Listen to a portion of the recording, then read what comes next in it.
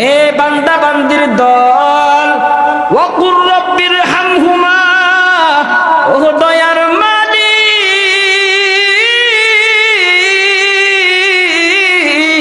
ওয়াকুর রব্বির হামহুমা, ও আল্লাহ তুমি আমার পিতামাতার প্রতি রহম করো, পিতামাতার প্রতি তুমি দয়া করো, পিতামাতাকে তোমার রহমতের চাদরে তুমি আগলে নাও রে মাবুদ, কামা রব্বায়ানি সগীরা, যেভাবে আমার পিতামাতা আমাকে ওই শৈশব কালে লালন পালন করেছে, অনেক মায়া করে যত্ন করে মোহাব্বতের চাদরে আগলে রেখেছে, সেইভাবে তুমি আমার পিতামাতাকে মায়া করো। আমার পিতামাতার সব চাহিদা আমি পূরণ করতে পারি না, ও আল্লাহ তুমি পিতামাতার সব মুশকিল তুমি আসান করে দাও।